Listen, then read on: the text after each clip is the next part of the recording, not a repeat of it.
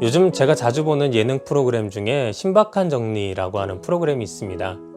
그 이름에서 알 수 있듯이 이 프로그램은 한 가정에 찾아가 그 집을 깨끗하게 정리해주면서 일반인들이 잘 알지 못하는 정리하는 방법들을 시청자에게 자세히 알려주는 프로그램입니다.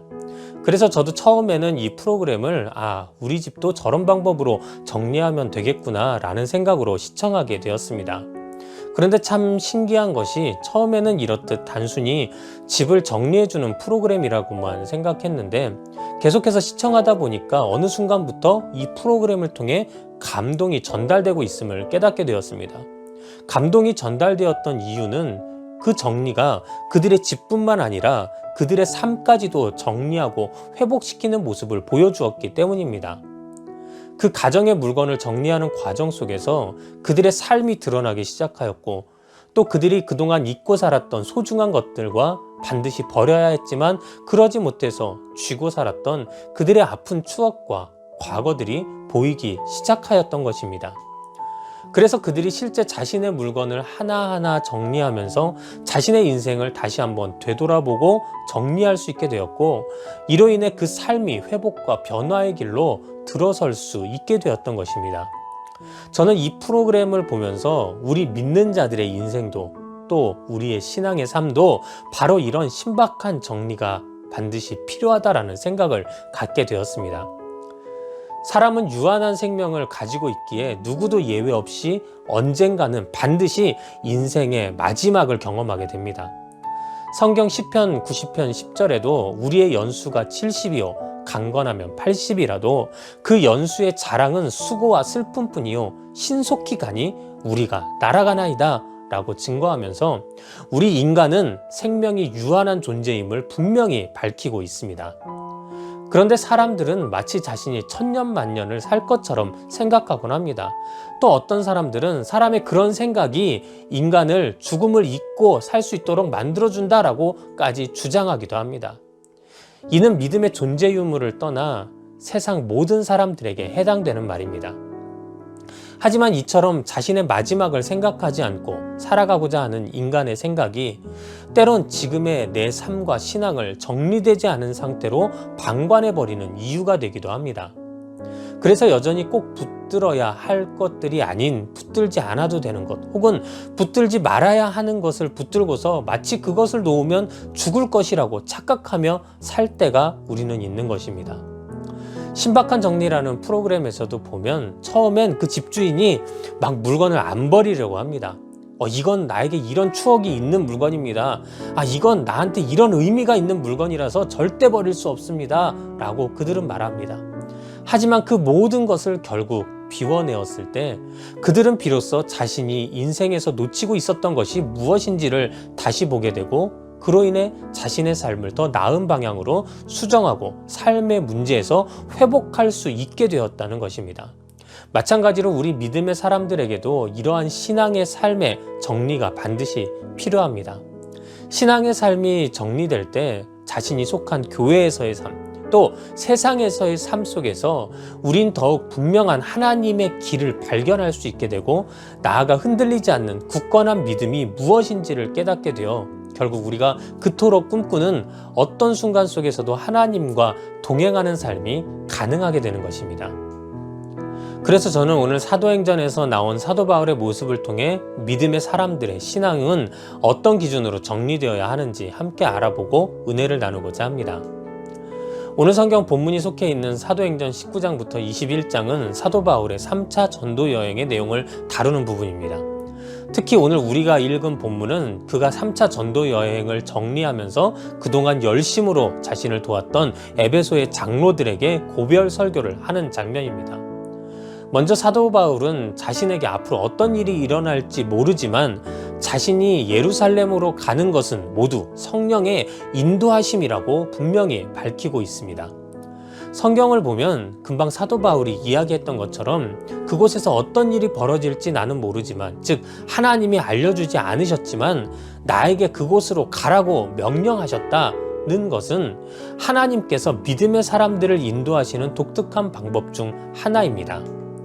성경 창세기 12장 1절에서도 보면 너는 너의 고향과 친척과 아버지의 집을 떠나 내가 내게 보여줄 땅으로 가라 라고 하나님은 아브라함에게 명령하시면서 어떤 구체적인 미래를 보여주는 것이 아닌 그저 떠나라는 명령으로 아브라함을 인도하셨던 것입니다.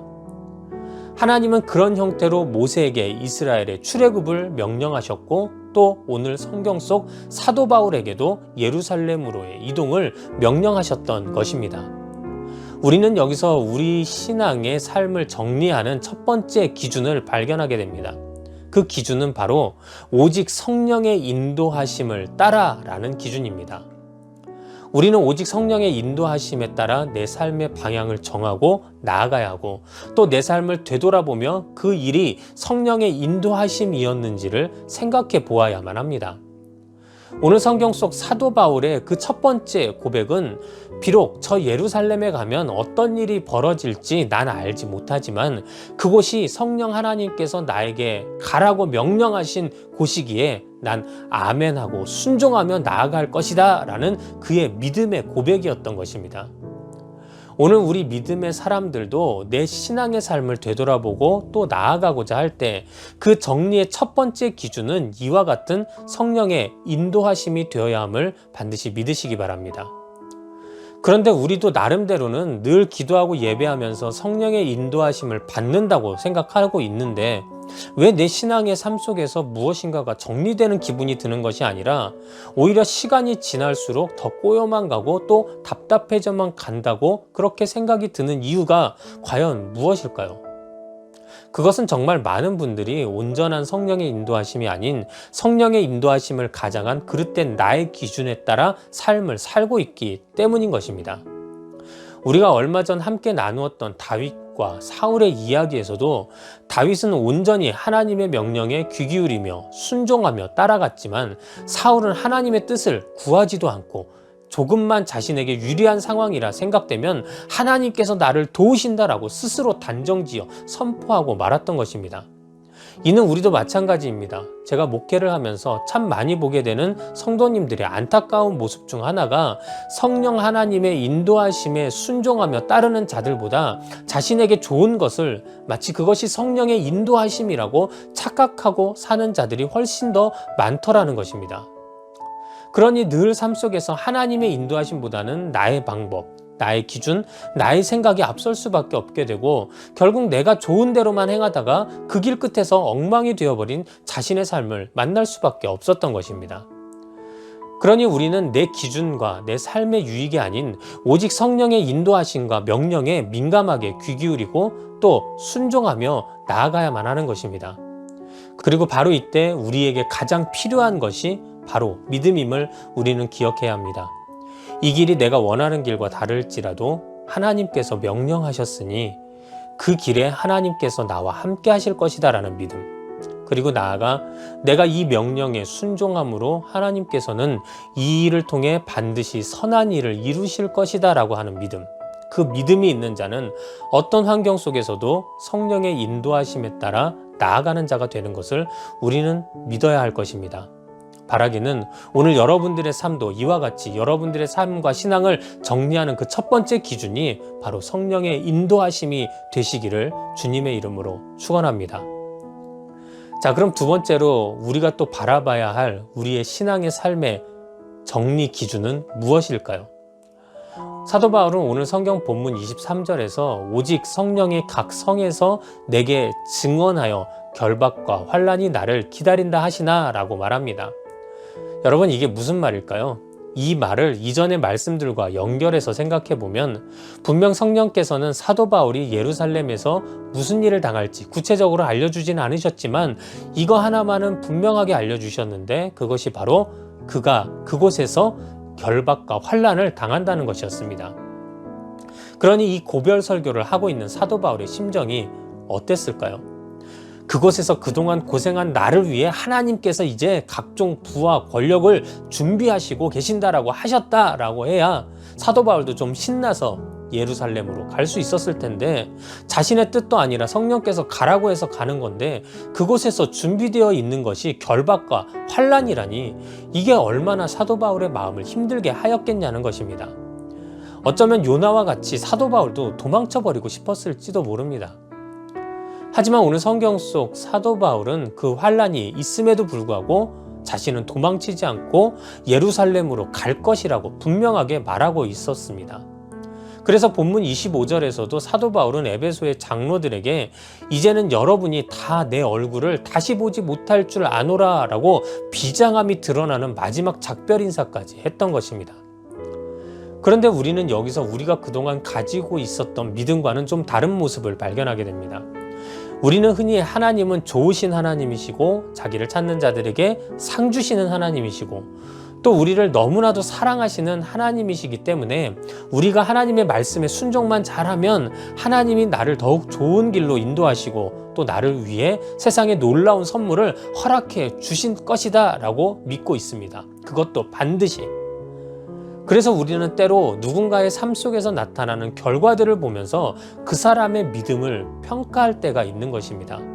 크게 성공하거나 죽을 병에서 기적처럼 살아나거나 자녀가 말을 잘 듣거나 시험에서 좋은 결과가 나타나거나 아니면 원하는 것을 이루게 되면 저 사람은 믿음이 좋아서 하나님이 복 주셨어 라고 우리는 그렇게 생각하고 말할 때가 있다는 것입니다. 하지만 병들고 가난하고 자식들이 속썩이고 매번 가정에 좋지 못한 일들이 벌어진다면 앞에서는 차마 말 못해도 뒤에 가면 그 사람 믿음 없어서 그래. 그 사람 하나님 앞에서 뭔가 큰 죄를 지어서 지금 저런 벌을 받는 거야 라고 말하기도 한다는 것입니다. 여러분은 어떠신가요? 혹시 여러분도 지금 이런 믿음을 가지고 계시지는 않으십니까? 그런데 여러분, 만일 하나님이 우리에게 알게 하신 믿음이 단지 그런 것들만이라면 오늘 사도 바울은 하나님께 쓰임받은 사람이 아니라 오히려 저주받은 사람에 더 가깝다는 것을 우리가 또 보아야 할 것입니다. 그는 가는 곳마다 매를 맞았고 옥에 갇히고 욕을 듣고 나중에 로마의 죄인의 신분으로 압송되어 결국 형장의 이슬로 그의 삶을 마무리하고 말았기 때문입니다. 그것도 예수 때문에. 예수를 전한다는 이유로 사도 바울은 이 모든 일을 당했던 것입니다. 하지만 우리는 그 누구도 사도 바울을 저주받은 사람이나 믿음이 없어서 삶이 꼬인 사람으로 보지 못할 것입니다. 그는 다메섹 도상에서 기적적으로 예수를 만난 후 평생을 사람들 앞에서 예수 그리고 믿음, 바로 이 두 가지를 끊임없이 외치며 전했던 자였습니다.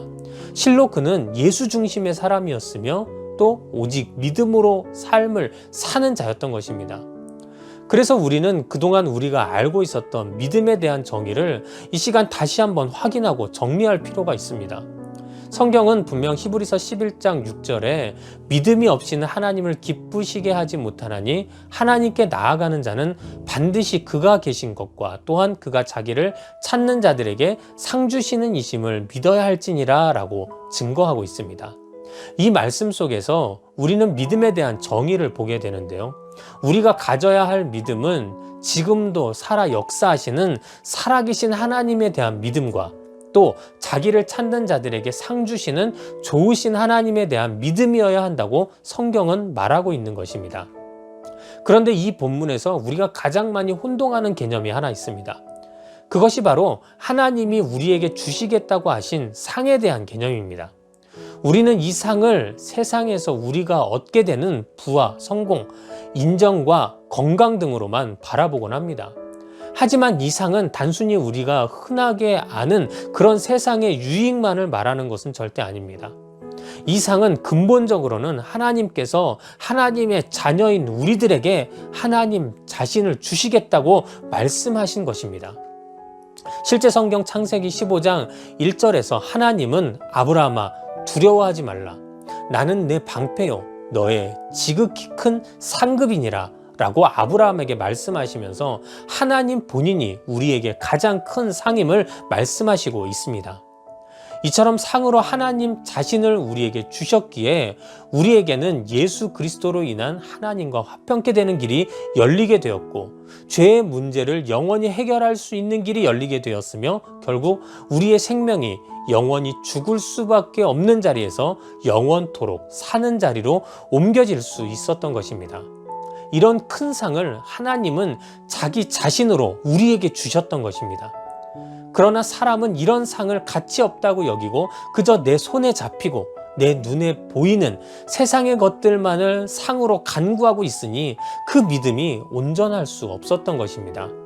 아까 보았던 히브리서 11장 6절에는 분명히 처음에 믿음이 없이는 하나님을 기쁘시게 하지 못하나니 라고 말하고 있습니다. 이는 다시 말해 우리의 믿음은 하나님을 기쁘시게 하는 기준에 있어야 하지만 정작 그와는 반대로 하나님의 기쁨이 아닌 나의 기쁨에 집중하며 그것이 마치 믿음이라 착각하고 있었기에 우리 신앙의 삶이 그동안 정리될 수 없었다는 것입니다. 세상의 기준으로는 내가 먼저 높아져야 합니다. 하지만 성경 속 하나님은 우리에게 먼저 낮아지라고 하십니다. 세상의 기준으로는 내가 먼저 사랑받고 존경받아야만 합니다. 그러나 성경 속 하나님은 우리가 먼저 섬기고 존경하라고 하십니다. 세상의 기준으로는 내가 반드시 이겨야 하고 승리해야만 합니다. 하지만 성경 속 하나님은 우리에게 용서하고 또 용서하라고 말씀하십니다. 그리고 하나님은 이 모든 것이 모든 인류를 향한 구원의 그 모든 초점이 맞추어져 있음을 우리에게 늘 알려주시고 계셨던 것입니다. 그렇습니다. 세상 기준으로 보면 마치 예수 믿어서 저주 같은 삶을 살게 되었던 사도 바울처럼 보이지만 그럼에도 그가 우리에게는 기쁨의 사람이요 또 믿음의 사람으로 기억될 수 있는 이유가 바로 그의 삶의 기준이 자신의 행복과 자신의 유익에 있지 않고 오직 하나님의 바램과 인류를 향한 하나님의 구원의 뜻에 있었기 때문임을 우리는 이 시간 깨달아야 합니다. 그리고 이것을 오늘 성경 속에서 사도 바울은 바로 사명이라 말하고 있는 것입니다. 때문에 우리가 여기서 발견하게 되는 두 번째 우리 신앙의 삶의 정리 기준은 바로 하나님의 사명을 따라라는 기준이어야만 합니다. 내가 살아온 그동안의 삶이 하나님의 명령을 준행하며 산 삶인지 아니면 나의 유익을 위한 나의 욕심을 따라 살았던 삶인지 우리는 자신의 삶을 살펴봐야 하는 것입니다. 본문 24절에서 사도 바울은 내가 달려갈 길과 주 예수께 받은 사명, 곧 하나님의 은혜의 복음을 증언하는 일을 마치려 하면은 나의 생명조차 조금도 귀한 것으로 여기지 아니하노라 라고 고백하고 있습니다. 그렇습니다. 사도 바울은 이 말씀을 통해 사명을 하나님의 은혜의 복음을 증언하는 일, 즉 한마디로 예수의 증인이 되는 삶이라 정의하면서 이 사명을 이루는 것이 자신의 생명을 지키는 것보다 더 귀하다라고 고백하고 있는 것입니다. 이는 예수님께서 승천하시기 전 마지막으로 모든 사람들에게 주셨던 사도행전 1장 8절에 오직 성령이 너희에게 임하시면 너희가 권능을 받고 예루살렘과 온 유대와 사마리아와 땅끝까지 이르러 내 증인이 되리라 하시니라 라는 마지막 명령에 대한 순종의 대답이었으며 이는 결국 하나님의 기쁨이 되는 그의 믿음의 표현이었던 것입니다. 때문에 그는 어떤 세상의 가치도 심지어 자신의 생명조차도 그 사명을 완수하는 것보다 더 귀한 것이 아님을 바로 그 기준이 우리 믿음의 사람이 오늘날 자신의 삶을 살아가고 또 정리해야 할 기준임을 분명하게 증거하고 있는 것입니다. 예전 교구를 담당할 때 하루 날을 잡아 전성도가 같이 노방전도를 하기로 계획을 세우고 각 예배 때마다 이 전도에 참여해달라고 제가 광고를 하였던 적이 있습니다.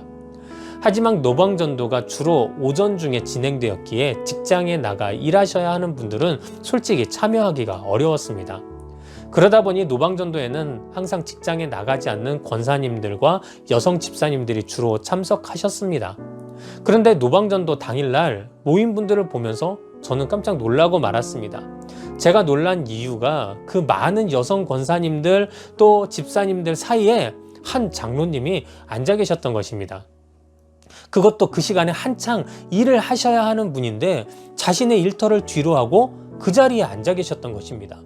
그래서 저 역시 너무 의외였기에 장로님을 처음 보고 인사한 그 첫 마디가 장로님 어서 오세요. 전도하러 오셨군요가 아니라 장로님 어떻게 오셨어요? 라고 인사해버리고 말았던 것입니다. 그런데 그런 저의 인사에 장로님은 이렇게 대답하십니다.